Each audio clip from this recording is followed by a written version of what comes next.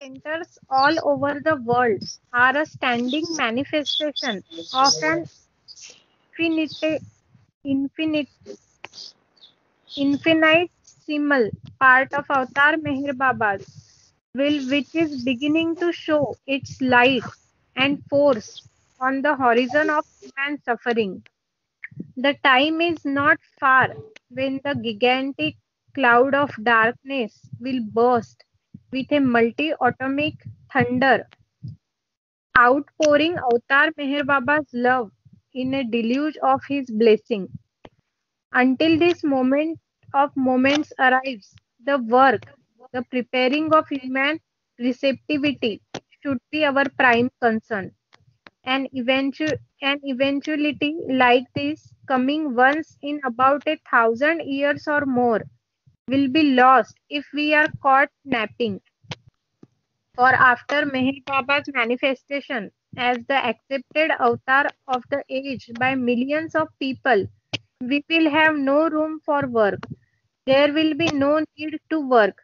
Baba's message of love and truth will have stormed the world with a new bursting of light and a new awakening of God. संपूर्ण जगातील मेहरबाबा केंद्र हे अवतार मेहरबाबाच्या इच्छेच्या अनंत भागाचे स्थायी प्रकटीकरण आहेत, जे मानवी दुःखाचे क्षितिजावर त्याचे प्रकाश आणि शक्ती दर्शवण्याचा आरंभ आहे.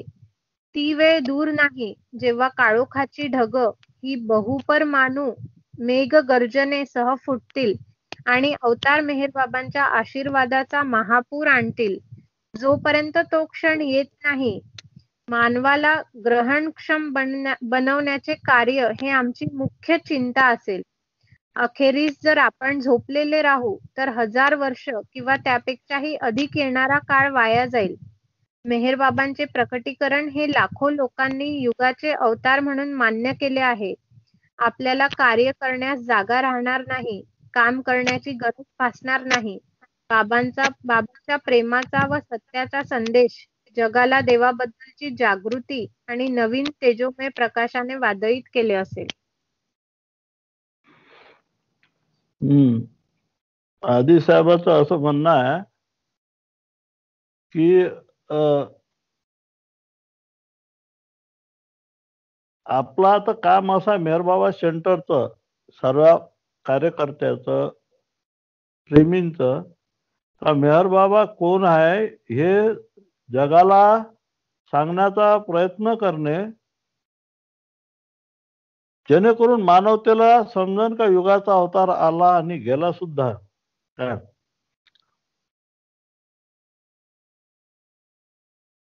आणि तो वेळ दूर नाही आधी म्हणतात का ज्या वेळेस हे जे बाबांना सांगितलं आहे मौन खोलाच्या बाबाचं मौन ब्रेक व्हायच्या वेळेसची जी सिच्युएशन पुष्कळ मेसेज मध्ये बाबांनी सांगितलेले आहे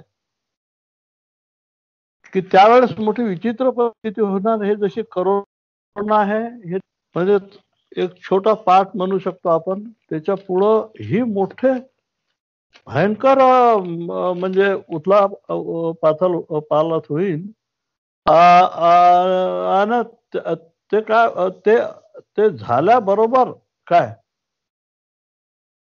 मोठं महायुद्ध म्हणा किंवा म्हणजे मोठे भूकंप म्हणजे नॅचरल कॅलॅमिटीज, महापूर वगैरे अशा एवढा तडाख्यानं होईल, जास्त येणं होईल की म्हणजे फार मोठ्या प्रमाणात ते होईल. आता त्याच्या हे अशी आता मग त्याच्यानंतर जे आहे मेहर बाबाच्या प्रेमाचा महापूर सर्वत्र ओसंडून वाहेल.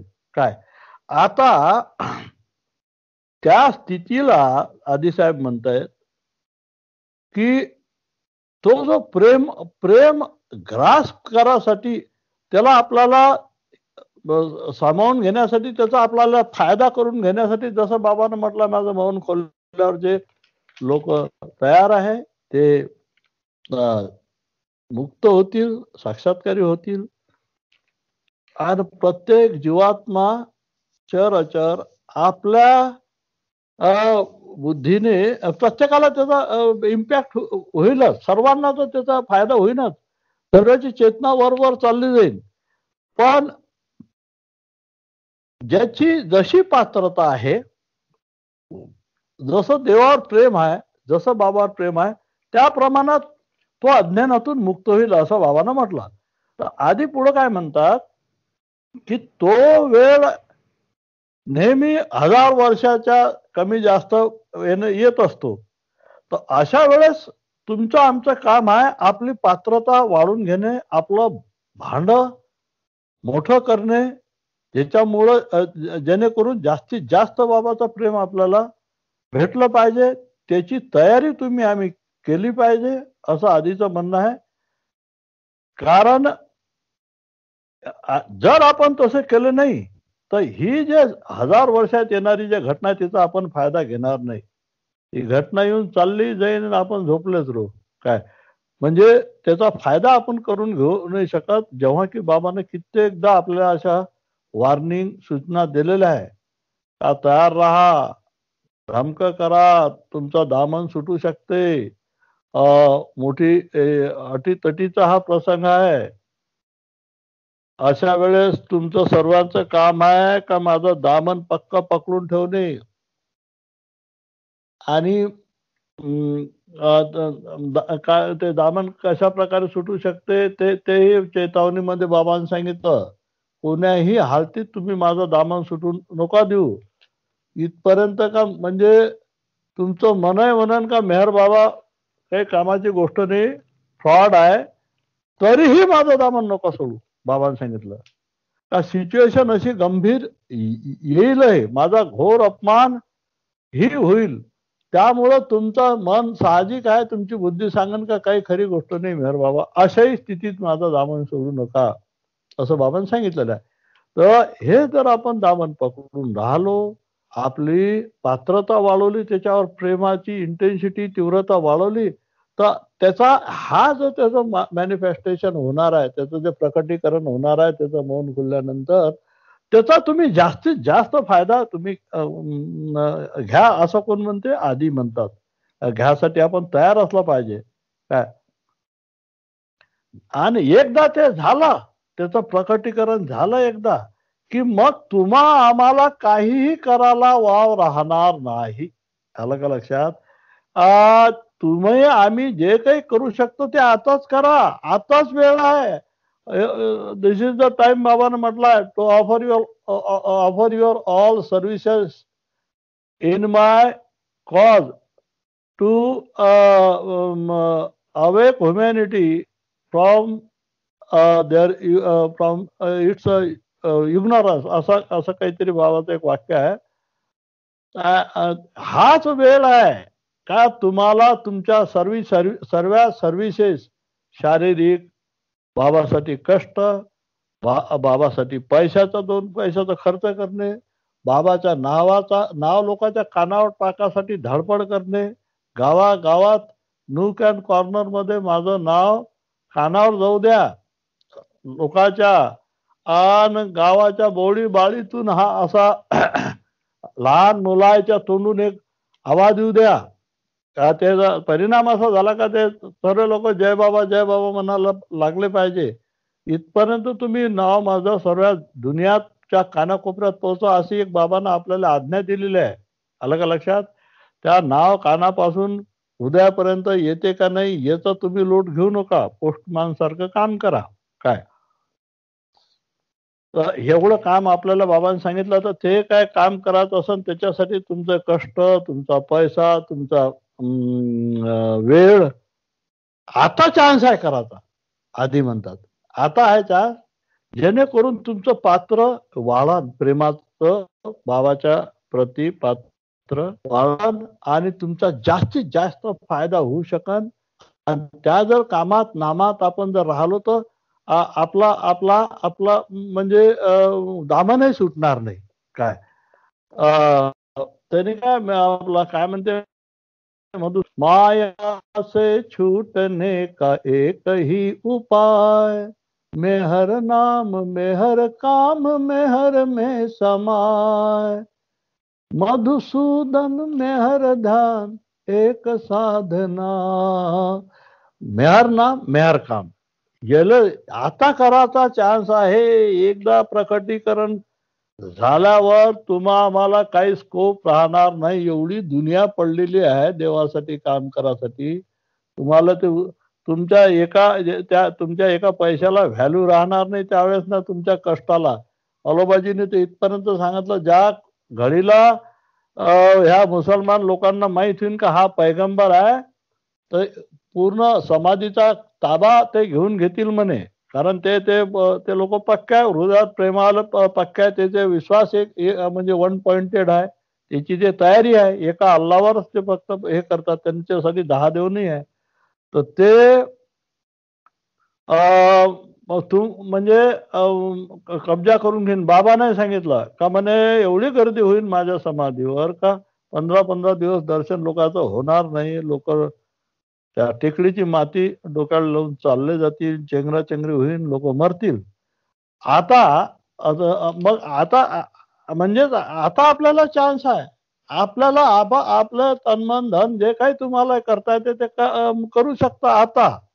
काय त्याच्यासाठी आपला आता आपण करू नाही राहिलो नाही असं नाही. या स्काईपच्या ग्रुपवरती बाबांना एक मोठा आपल्याला चान्स दिला. हे मोठं जे प्रेम तीर्थ जे जगात म्हणजे जे काही ठराविक 10-15 ठिकाणं आहे बाबाचे, 10-20 ठिकाणं आहे पूर्ण जगात, त्यातलं एक हे आहे प्रेम तीर्थ. याच्यावर याला नाव बाबांनी दिलेलं आहे, तिथं कार्य बाबांनी केलेलं आहे.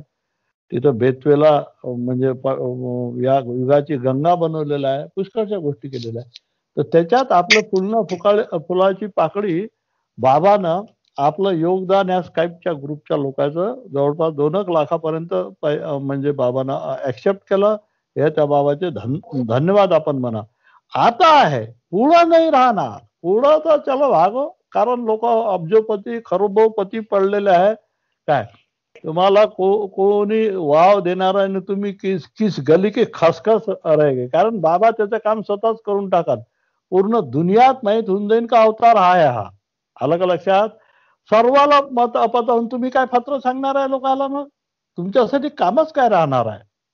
आणि तुम्ही कायचे पैसे खर्च करू शकणार? अरे सर, जर दुनिया त्याला अवतार मानून राहिले तर त्याचा जीव द्यायला तयार राहील त्याच्यासाठी. त्याच्या इस्टेट लुटून देईन.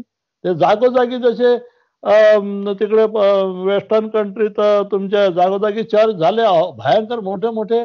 काय जसे आपल्या देशातच हजारो बुद्धाचे स्तूप होते, ते तोडण्यात आले म्हणे. पण बाहेरच्या इकडे आहे, आशिया खंडात आहेच आहे बुद्धाचे जागोजागी स्तूप आहे. मस्जिद जागोजागी पूर्ण जगात पसरली आहे. ते आफ्रिका असो का युरोप असो का अमेरिका असो, सर्व देशात, आशिया सर्व देशात मोहम्मदाचा आहे. सर्व इकडे आहे. जिकडे तिकडे मस्जिदी, मंदिरी, चर्च आणि गुरुद्वारे काय काय आहे. तर ते आता चान्स आहे. आधी म्हणते आता चान्स आहे. तुम्हाला जे काही करायचं असेल तसं तर आता करोनानं आपल्याला हात टाकले बांधून, नाही तर चालूच राहा आपलं काही ना काही उठाठेव. तर मग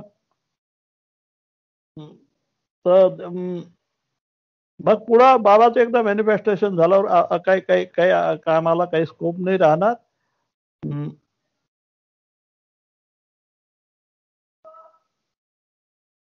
storm the world with a new bursting of light. हा पूर्ण जग जग अला मोठा म्हणजे धक्का बसन पूर्ण. ह्या हे सत्याचा जे बाबा बाबा आहे, बाबा जे सत्य आहे ते सर्वाला माहित पडन. त्याचा प्रकाश सर्वाला जाणवेनानं सर्व जागृत होतील बाबाप्रती, देवाप्रती. हा हे शेवटचं.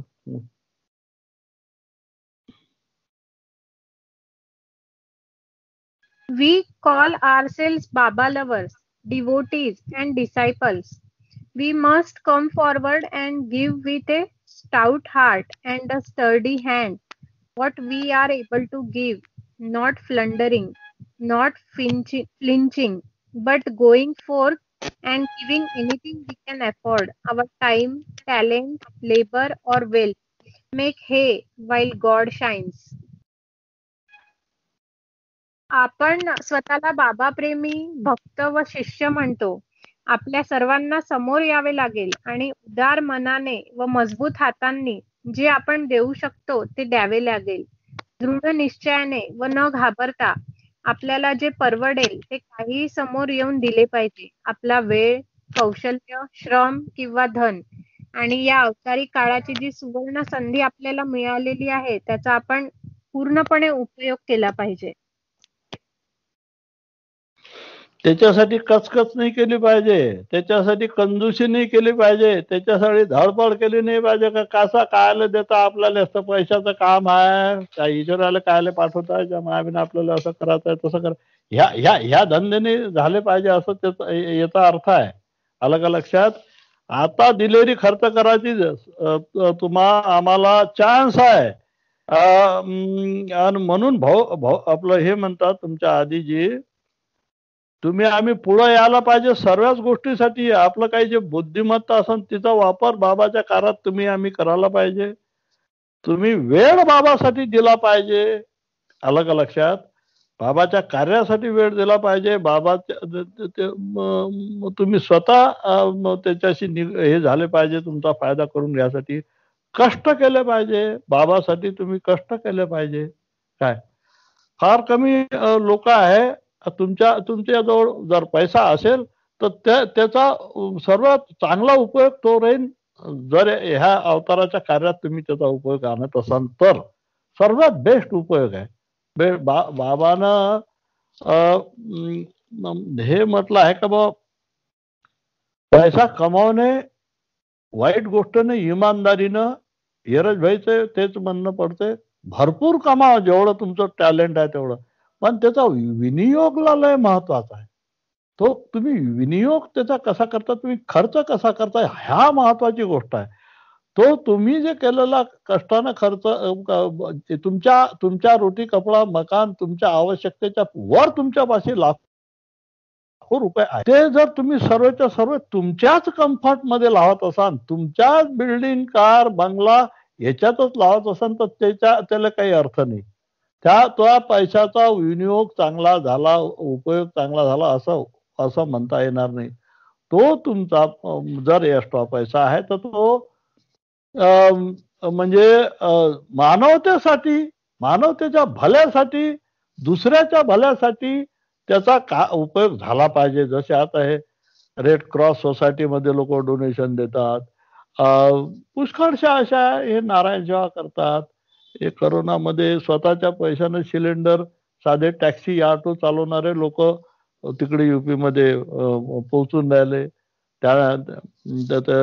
अशा पुष्कळचे करणारे पुष्कळ आहे. काय म्हणजे तर तशा टाईपचा जर उपयोग होत असेल तर त्या पैशाला अर्थ आहे. इथे तर अशी मोठी गोष्ट आहे का हे जर बाबाच्या ह्याच्यात लागलं त्याच्यासारखं कामच नाही.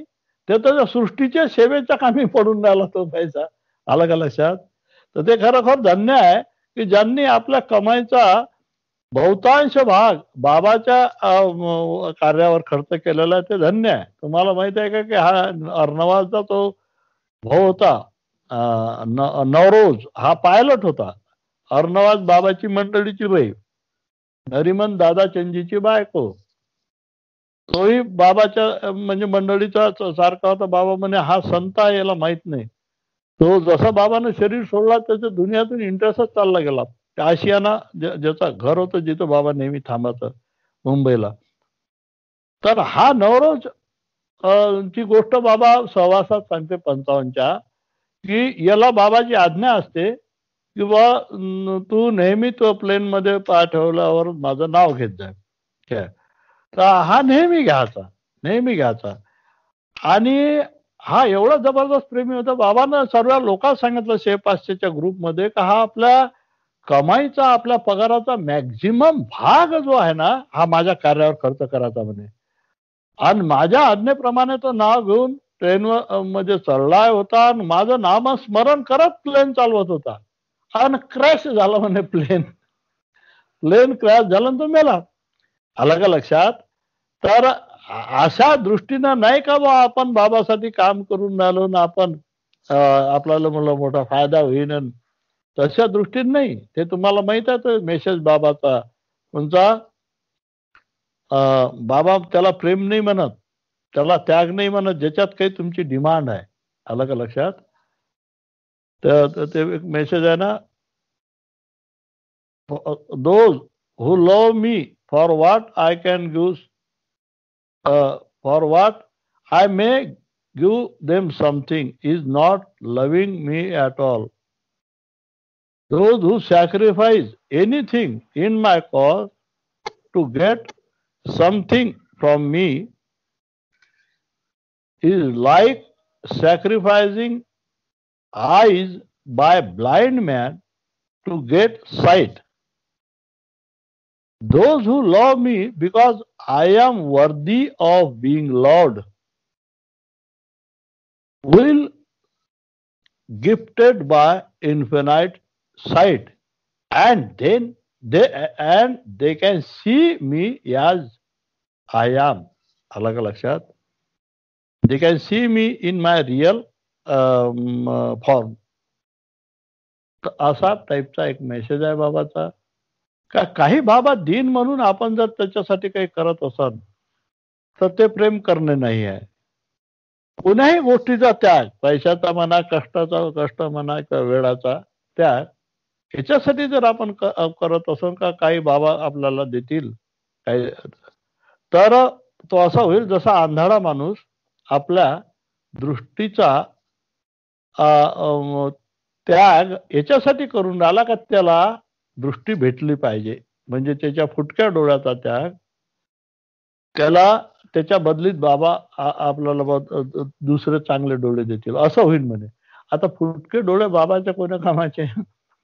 आणि बाबा पुढं म्हणतात का याच्यासाठी जे माझ्यावर प्रेम करतात का मी प्रेम करायसाठी पात्र आहो, प्रेम करायच्या लायकीचा आहो, फक्त त्यामुळे जे माझ्यावर प्रेम करत असतील, त्या भावनेनं जे प्रेम करत असतील, तर त्यांना ती अनंत दृष्टी भेटन, ज्यांनी ते मला माझ्या सत्य स्वरूपात पाहू शकेल. तर अशा टाईपचं. तर म्हणून आता वेळ आहे बाबासाठी आपले वेळ, टॅलेंट, इथं बुद्धिमत्ता, पुष्कळच्या बुद्धीनं काही गोष्टी करतात लोक काय. तर आणि त्याच्या मग जब चिडिया चुग गई खेत, मग पस्ताव करण्यात काही मजा नाही. काय मधुसूदन किती भजनात लिहिलेलं आहे काय, पुष्कळच्या भजनात त्यांनी असं म्हणजे ती आयडिया दिली. फिर न कहना न किसने न दी थी आवाज, काय